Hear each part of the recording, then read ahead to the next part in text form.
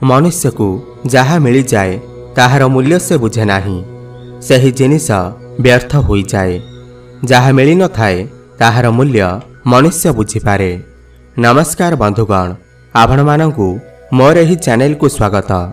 आज रही ज्योतिष कार्यक्रम मिथुन राशि व्यक्तिविशेष मानक पाई बहुत गुरुत्वपूर्ण अछि।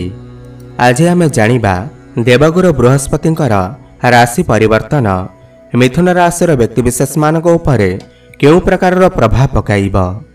पूरा 12 वर्ष पर देवगुरु बृहस्पति आपणकर द्वादश घर को चलन करुछंती। आउ द्वादशर घर हेउछि आपणकर व्ययर घर बा खर्चर घर। 1 मई 2024 रु नै करी 14 मई 2025 पर्यंत देवगुरु बृहस्पति आपणकर द्वादश घरे रहिबे। गुरुंकर दृष्टि केउ केउ घर उपरे पड़िब। देवगुरु बृहस्पति एही 1 वर्ष भितरे आपणकु केउ फल प्रदान करिबे।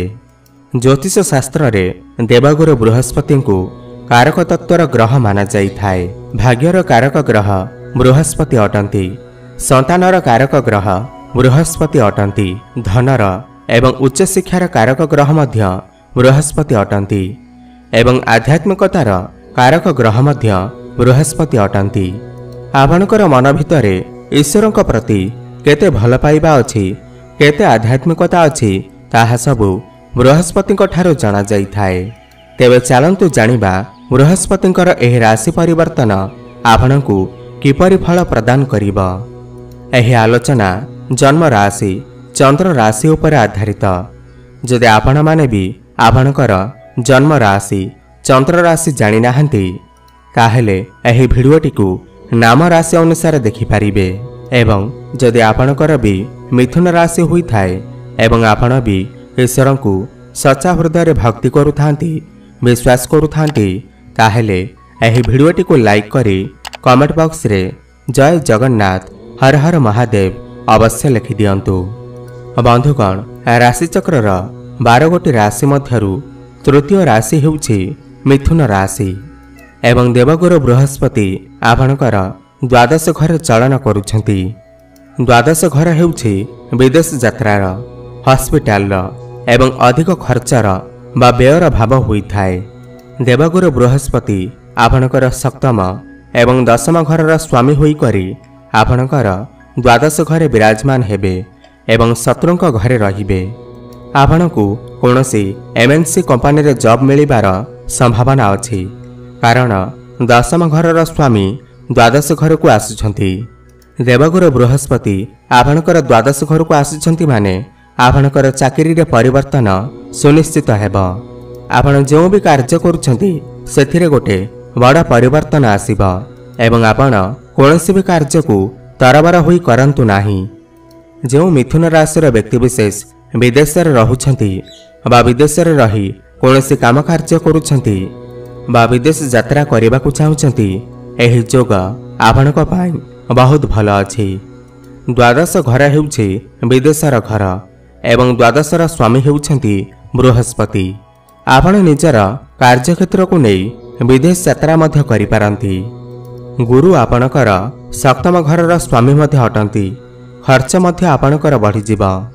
गुरु द्वादश घर को आसुथिबारु द्वादश घरे शुभ ग्रह रहिले एहा खर्च को बढ़ाई थांती एवं पापी ग्रह रहिले आपण को कंजूसी करई थांती। आपण एही समय मध्यरे हाथ खोली खर्च करिवे। आपण टिके खर्च उपर नियंत्रण रक्षा करंतु, नचेत खर्च आपणकर बहुत बढ़ी पारे। बेसी खर्च भल नुहे, सेथिपाई खर्च उपर नियंत्रण रक्षा करी कोनोसी इन्वेस्टमेंट करंतु। सप्तमर स्वामी द्वादश घरे अछंती, सेथिपाई छोट छोट कथा को नहीं मिस अंडरस्टैंडिंग बा मनमालिन्य देखा दे पारे। जो मिथुन राशि व्यक्तिविशेष विदेश मुद्रा रोजगार करुछंती बा विदेश रे रोजगार करुछंती, एमानक पई समय बहुत भल अछि। बंधुगण, बृहस्पतिंकर दृष्टि आपणकर चतुर्थ घर उपर पड़ुअछि। चतुर्थ घर होई थाए गाड़ी मोटर, जमी जमा बा घर इत्यादिर। आपण एही समय मध्यरे कोनोसी गाड़ी मोटर बा जमी बा घर इत्यादि क्रय करि पारंती। चतुर्थ घर मध्य सुख सुविधार होई थाए। एह समय मध्यरे आपणकर सुख सुविधा बढ़ी पारे। आपण 1 मई 2024 रु 14 मई 2025 मध्य कौनसी बड़ जिनिस क्रय करिपारंती। प्रॉपर्टी रिलेटेड जो माने काम करुछंती सेमानक पई समय बहुत भल रहिबा। गुरुंकर दृष्टि मध्य आपणकर षष्ठ घर उपरे पड़ुअछि। षष्ठ घरु आमे ऋण रोग एवं शत्रु को देखि थाउ। षष्ठ घर को गुरुंकर दृष्टि रहुथिबारु आपणकर शत्रु बढ़ी पारंती। शत्रु आपणकर क्षति करने को चेष्टा करि पारंती। आपणकर जन्म जातक जदि आपणकर लग्न मजबूत अछि तेबे शत्रु आपणकर कोनोसी भी क्षति करि परिबे नाही। जदि आपणकर शत्रु न बढ़ंती ताहेले आपण कोनोसी कोर्ट कचेरी मामला रे फसी पारंती। मानसिक अशांति आपण भोग करि पारंती। नचेत रोग मध्य आपणकर बढ़ी पारे। कारण देवगुरु बृहस्पति आपणकर षष्ठ एवं अष्टम घर को दृष्टि देउछंती। षष्ठ एवं अष्टम घर को कुंडली रे खराब बोली विचार करा जाई थाए एवं देवगुरु बृहस्पति एही दुईटी जाक घर को देखुछंती। डायबिटीज फैट इनक्रीज मोटापण बढ़िबा बदहजमी गैस्ट्रिक भली समस्या देखा देई पारे। जो माने ऋण करने को चाहूछंती सेमानक पई समय अत्यंत भल अछि। ऋण नेबार संभावना बनुअछि। आपण एही समय मध्यरे लोन नहीं पारंती। देवगुरु बृहस्पति सहायक हेबे किमा आपण लोन सुझी पारंती। आपण जदि कोनोसी गाड़ी मोटर हेउ किमा जमी जमा हेउ किमा कोनोसी प्रॉपर्टी किनिबा को चाहूछंती ताहेले एही वर्ष आपणक पई अत्यंत भल अछि।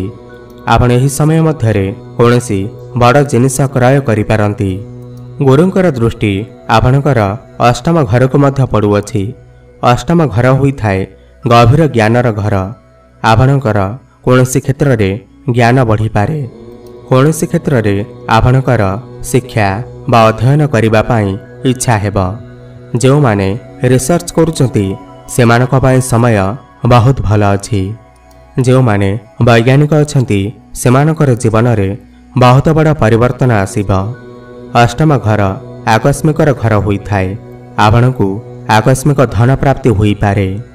जो माने वैज्ञानिक अछंती सेमाने एही समय मध्यरे एमिति किछि उद्भावन करिवे जहा से आगरु केबे भी कल्पना मध्य करि नथिबे किंबा जो जिनिस पाई सेमाने आज पर्यंत प्रयास करि आसुथिले सेमानको एबे सेथिरे सफलता अवश्य प्राप्ति हेबा एवं आपणकर काम कार्य रे बहुत बड़ा परिवर्तन आसीबा। काम कार्य रे उन्नति हेबा। आपणकर काम कार्य करिवार शैली परिवर्तन होई जिबा। नचेत आपणकर पद परिवर्तन होई पारे। नचेत कर्म परिवर्तन होई पारे। एही समय मध्यरे आपणकर कैरियर रे ग्रोथ आसी पारे। आपणकर प्रमोशन होई पारे। आपणकर एही समय मध्यरे रोजगार मध्य बढ़िबा एवं सही अनुसार खर्च मध्य बढ़िबा। ऋण मध्य बढ़ी पारे। रोग बढ़ी पारे। शत्रु मध्य बढ़ी पारंती। एहा सहित जदि आपण कोनोसी प्रॉपर्टी किनिबा को चाहूछंती ताहेले एही समय मध्यरे किनि पारिबे। समय आपणक पई बहुत भल अछि। आपणक मध्यरे ज्ञान वृद्धि पाइबा। चतुरता वृद्धि पाइबा। आपणकर जीवन रे किछि ना किछि परिवर्तन आसीबा। किछि भल परिवर्तन आसीबा एवं आउ किछि खराब परिवर्तन मध्य आसीबा। आपणकर वैवाहिक जीवन रे किछि टेंशन देखा देई पारे एवं जो मानकर विवाह होई नाही सेमानकर विवाह हेबार मध्य संभावना बनुअछि बा जो मानकर विवाह होई सारिछि सेमानकर वैवाहिक जीवन रे छोटा मोटा समस्या देखा देई पारे। किंतु परस्पर प्रति अधिक भल पाइबा एवं केयर जोगु आपणकर रिलेशनशिप बहुत मजबूत होई जिबा। तेबे जहा भी अशुभ अछि बा असुविधा अछि ताकू शुभत्वरे परिणत करिबा पाई आपणको किछि उपाय कहुअछि जहाकू जदि आपण सच्चा हृदय रे सच्चा भक्ति रे जति करिवे ताहेले आपणको शुभफल प्राप्ति हेबा। आपण गुरुंकर शुभफल प्राप्ति करने को चाहते जदि गुरुंकर बीज मंत्र जप अवश्य करंतु। बीज मंत्र हेउछि ओम ग्रां ग्रीं ग्रों सह गुरवे नमः 108 थर प्रतिदिन जप करंतु। शुभफल प्राप्ति हेबा। एवं आपण प्रत्येक दिन गाधोइबा पानी रे हळदी पके स्नान करंतु। शुभफल प्राप्ति हेबा। ଏବଂ ବୁଧଙ୍କର ବୀଜମନ୍ତ୍ରର ଜପ ଅବଶ୍ୟ କରନ୍ତୁ। ଓମ୍ ବ୍ରାଂ ବ୍ରିଂ ବ୍ରଂ ସହ ବୁଦ୍ଧାୟ ନମଃ 108 ଥର ପ୍ରତ୍ୟେକ ଦିନ ଜପ କରନ୍ତୁ। ଶୁଭଫଳ ପ୍ରାପ୍ତି ହେବ। ଆପଣଙ୍କର ଜୀବନ ମଙ୍ଗଳମୟ ହେଉ, ଏହା ଆମର ପ୍ରଭୁ ଜଗନ୍ନାଥଙ୍କ ନିକଟରେ ଏତିକି ପ୍ରାର୍ଥନା। ଧନ୍ୟବାଦ।